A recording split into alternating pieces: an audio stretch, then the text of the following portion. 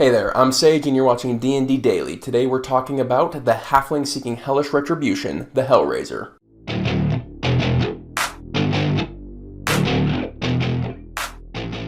In order to play the Hellraiser, you are going to need to be a Stout Halfling and a School of Conjuration wizard. As a young boy, the Hellraiser was raised in an idyllic farm with his wonderful halfling family. He had 4 beautiful sisters, a wonderful mother, and a father who was the village leader. His father adored him so much. He of course loved all his children, but being his only son made the Hellraiser hold a particular special place in his heart. The family was shocked when one of the sisters, Faina, went missing. The family searched for weeks but couldn't find her. His father, finally accepting her loss, got a ring with her name engraved on it. To the family's horror, this happened again with Nini, then again with Gwendolyn, and once more with Zilly. Each time the father would search and search, only to accept the loss with a ring with one of his sister's names written on each one. Every night was filled with fear of these disappearances. Unable to sleep, the young Hellraiser decided to feed their farm animals. That had always helped him feel better. While in the barn, he noticed a strange light underneath some of the hay bales in the corner of the barn. Following this light, he moved the hay bales to find a trap door. This was a surprise for him, as he had never seen it before. Using his natural stealth, he opened the trapdoor quietly, and was startled to see a group of robed figures surrounding someone lying on an altar of some form. One of these individuals held up a knife and plunged it into the poor individual laying on the altar. Terrified, but unable to look away, the Hellraiser saw them collect the blood of the person in a glass container. The one who had stabbed the person took a ring and dipped it in the blood.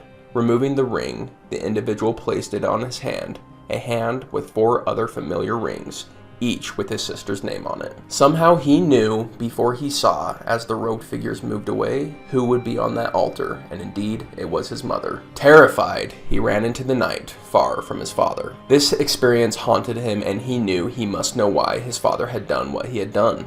His father had loved his family. He knew he had loved his family. So the Hellraiser set out to learn why his father had done what he had done.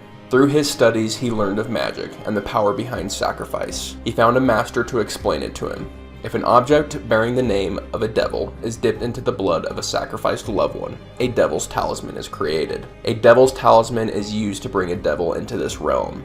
His father must have wanted these devils to come into this realm badly. He must understand why, and more importantly, he must lay his family to rest. He had no idea how to go about this task until a fateful day where he was in the market buying food. A simple-looking elf walked by. On her hand, a ring. A ring with the name Faina engraved. A ring he had seen many times before on his father's hand. Shocked, the Hellraiser thought about the implications. His father had handed out the rings to the members of his cult. Possibly on loan, possibly as a reward. This gave the Hellraiser an idea. He would find these rings, use them to collect the rest of the rings, confront his father, and once all was done, he would bury the rings, laying his family to rest. As a DM side note, his father has a CR 6, 7, 8, 9, and 10 Devil's Talisman. He is looking for his son in order to create the 11th level Devil's Talisman. His son is looking for him to get those Devil's Talismans back to lay them to rest. So on our hands, we have a game of cat and mouse. The personality of the Hellraiser is that he is obsessive. He lives in the past, feverishly working towards his desired outcome, namely, laying to rest his sisters and mother. Focused on study and application, he has no time for social standards, working out, or even laughing. He has an overall dark existence. He has lots of mental trauma to work through, and would not be the most emotionally healthy individual, which is represented via a low wisdom. In combat, he uses the only weapon he has any experience with, magic, and specifically summoning devils and demons to this plane. He could do anything a base wizard could do, but I would limit his summoning spells to creatures from hell. This may seem like a contradiction, but it's the only tool he has that has any chance of helping him lay his family to rest. Out of combat, the Hellraiser is an amazing utility caster, like all wizards are. Using his ritual spells, he acts as the party's support and can help them in many situations, kind of being a tool belt.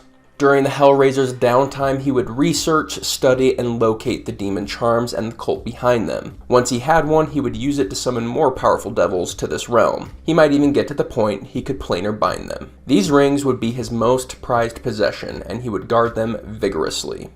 They represent his lost family to him. The Hellraiser's signature spells are Summon Lesser Demons, Summon Greater Demons, Infernal Calling, Magic Circle, and Planar Binding. Let's jump into each one of them individually. Lesser Demons summons a pack of demons who attack whatever is nearest to them. So you need to be really wise about your placement here, because if you put it too close to your party members, they're going to chew on your party members.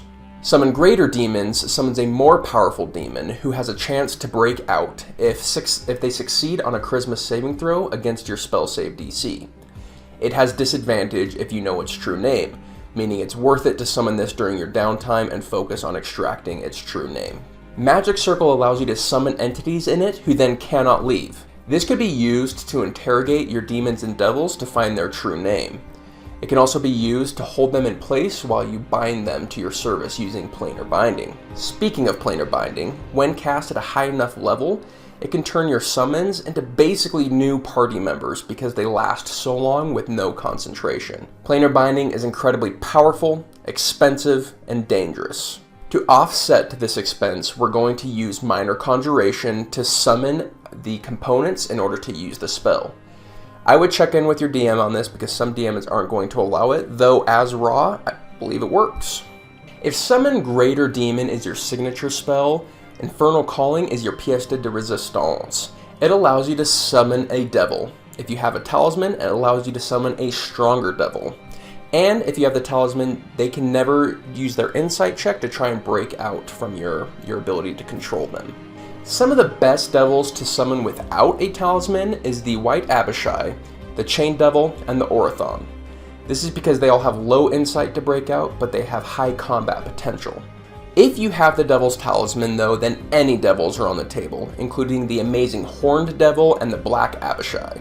Keeping in mind that you will have to make checks against these demons, it's important to build around that, and your Halfling luck is going to help you in these situations.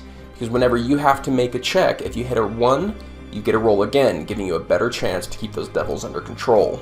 Along the same lines, if you have the option to take the lucky feat, probably after you have 20 in intelligence, that will also help you control your summons. Having a high intelligence is a must. Constitution is your secondary, being important for your saving throws as well as just keeping you alive. And finally, surprisingly, for a wizard, Charisma is your third. The reason for this is you need to use your persuasion, deception, or intimidation skill in order to keep some of your devils under control. So having a little bit extra in charisma is going to pay off in the long run. For the same reason, proficiency in any of those skills is also great to have. Let's get into the weaknesses of the Hellraiser. Unsurprisingly, he might lose control of his summons, meaning that now you have extra complications on the battlefield. There are a lot of times where that's not going to be a benefit, but rather a downside. Like all wizards, you're low on HP. You really need to be relying on your spells to be keeping you up, because you are just super squishy. And depending on how you play it, his mental instability may also be seen as a downside. I would personally lean into this. Using the Hellraiser as an NPC, I would change up the formula a little bit and do a character more similar to the dad than the son in the backstory. So I would have the party meet the Hellraiser early in the campaign and have him be maybe the helper of the king of the kingdom, you know, someone who's high up there but not the highest. And they build a relationship. Sometimes the wizard will come and help them, and he'll summon demons, but he'll always talk about how it's a means to an end. He's a good guy that just uses devils to get good things done. They're a tool for him. I would also lace in there, this is a really slow burn, I would lace in there stories of people going missing. And people important and close to this individual that your party has grown close to.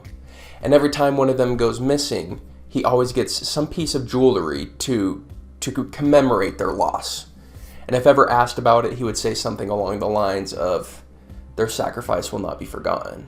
Late in the campaign, after they have a long-term relationship with this person and they are genuinely good friends, he would invite them to his tower, he would invite them to his mansion, wherever it is, and it would be an ambush. He, having grown to love the party, would see them as a new resource for devils. And in that ambush, he would summon the devils that he gained from all those murders from the past, having a large betrayal moment. I would love to run this in a campaign. That kind of slow burn betrayal is just, mwah.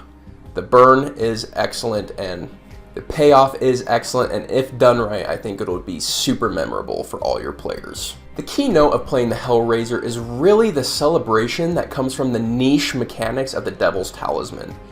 That's in the player's handbook, and how to make a Devil's Talisman, but it's very rarely talked about. I think it's just really radical to build a whole character from that one seed, and this is what the Hellraiser is all about. Thank you so much for taking the time to watch the Hellraiser. If you're still here, you're our kind of people, and we want to hear from you. What would you do to make the Hellraiser better, or more flavorful? Let us know in the comments down below. You can also let us know what you thought of this video by giving us either a thumbs up or a thumbs down. Either way, it's going to help us know what kind of content you're looking for. And on the next episode of D&D Flavor Builds, we're going to be talking about the Conduit of the Departed, the Medium. Hit that subscribe button because you're not going to want to miss it. See you next time.